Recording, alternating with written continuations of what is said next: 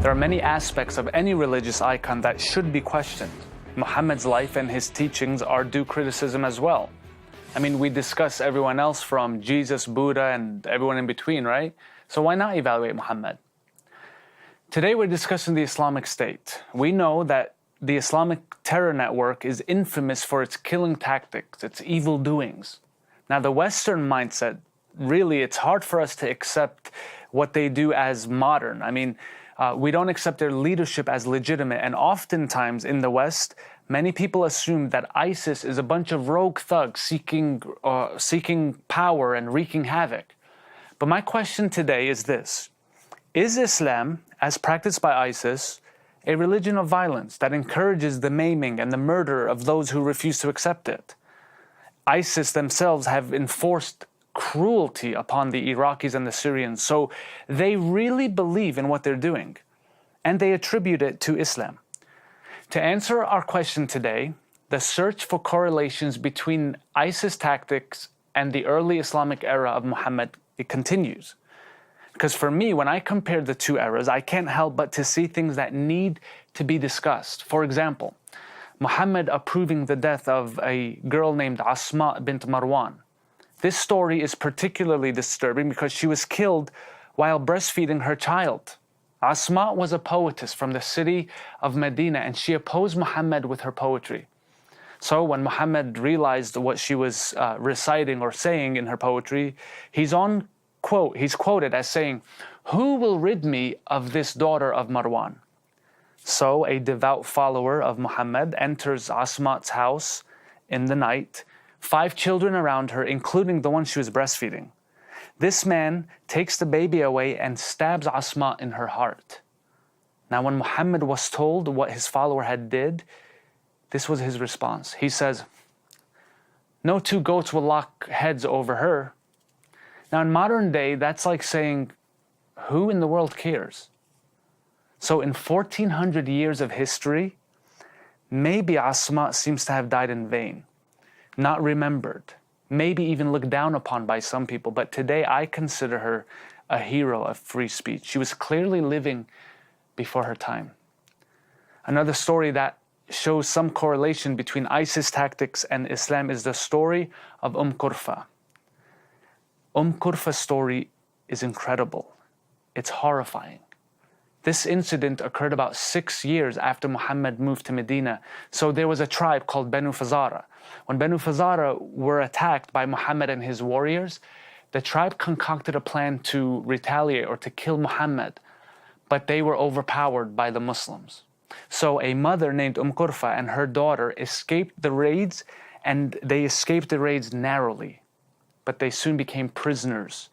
And upon their capture, the mother was handed to one of Muhammad's followers named Qais. Qais takes the woman and tied her limbs to camels, and then beat the camels, whipped them so that the camels could charge opposite directions, literally tearing Qirfa apart limb by limb. What happened to her daughter? Her daughter was now orphaned, then sold into slavery. The oldest, most reliable historian on the life of Muhammad explains that the attack was led by Zayd bin Haritha. So then Zayd then orders Qais to execute Qirfa. And what's interesting is Ibn Ishaq, on his biography of Muhammad, page 980 of the life of Muhammad, says that she was, quote, cruelly killed. So if we follow the trail, we see that this whole tragedy, at the root of it, was initiated and inspired by Muhammad. So the question that I come to now is this: what is jihad? Is jihad as we've been told in the West, or is jihad as we've been told in the Middle East? Here's the difference. In the West, we're told that jihad is this working on your inner self, getting rid of the carnal nature of you, getting rid of selfishness and the struggle you have with your own self. But in the Middle East, they teach jihad completely different.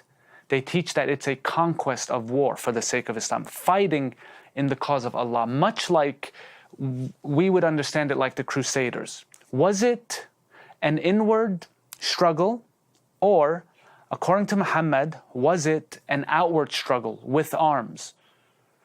So that's the question. So today we have to discuss ISIS. Have they taken jihad out of context, or are they doing jihad as ordained by Muhammad? So as we've said before and we discussed, the best way to know Muhammad's views, or any religious icon really, is to review their book and their quotes.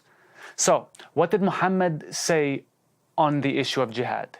How do we know if ISIS has taken jihad out of context, from the inward struggle to the outward struggle of conflict and aggression? I'll tell you what we do know.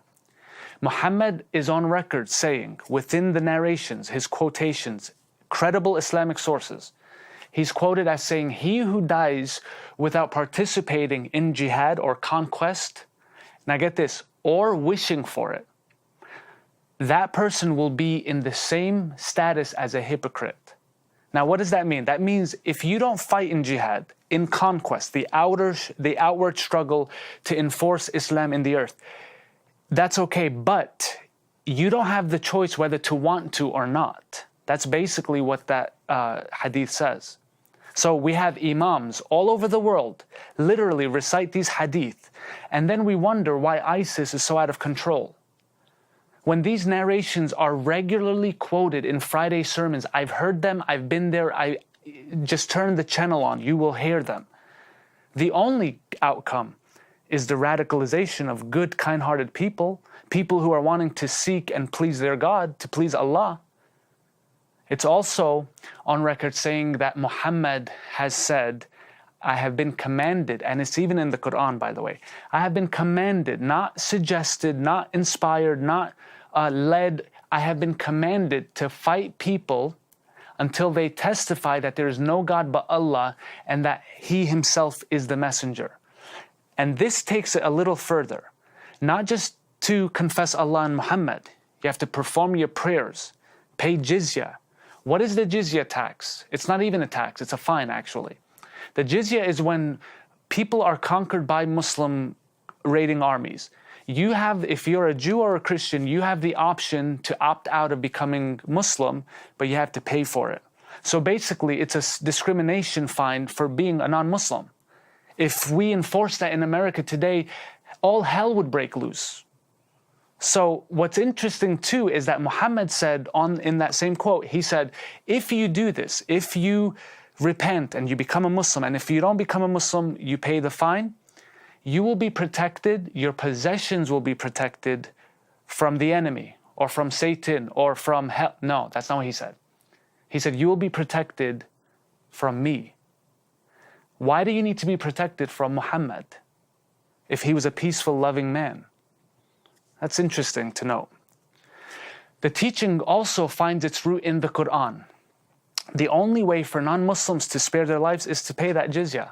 So ISIS actions are a direct obedience, it's a direct correlation to these hadiths and verses like this in the Quran. 9:5 says, fight them, slay the pagans wherever you find them, seize them, beleaguer them, and lay in wait for them in every stratagem of war, every strategy of war. So who were these pagans? Some translations say polytheists or infidels. So who were the infidels? Modern Western Muslim apologists will make the claim that these pagans were contemporaries of Muhammad. It's not for modern day. These were 7th century enemies who were trying to attack and persecute the Muslims. Why? Because self-defense is almost always justified. So if we sweep this back to the 7th century and assume they were in self-defense, then it's okay. But this verse is not that. It's not that. 9:5 is specific to those who had no belief, but a further reading within the same chapter clearly declares war against Christians and Jews. So now we're not back in the 7th century, we're back in modern day. Jews and Christians labeled as infidels. You have to pay the discrimination fee. 9:29 of the Quran says this, fight against those who do not believe in Allah, basically any non-Muslim, fight those who don't believe in the Day of Judgment, fight those who do not believe, who do not follow the Sharia of Muhammad, and those who acknowledge not the religion of truth. Basically, it leaves the door narrow for people to go in and out of. You have got to pretty much convert to Islam in order to not be fought against according to that verse. So, to read these verses from the Quran and ignore the similarities between Muhammad and ISIS would be such a disservice to anyone seeking the historical truth. Proof of this is my own traveling to Iraq. I met many Yazidis, so-called infidels, who were not even given the option to pay the subjugation fine. Why? Because they weren't Christian or Jew. What they were was infidels. So only the Christians of Mosul, for example, were given the option. And many people don't even have the money to pay the fee. So these verses predate ISIS. So one can conclude that these actions by ISIS stem directly from the early era of Islam. And it's not a misinterpretation or a hijacking of true Islam. Stick around, because just when you thought it was getting serious, here comes the next video. So be looking for it and join the conversation online using this hashtag.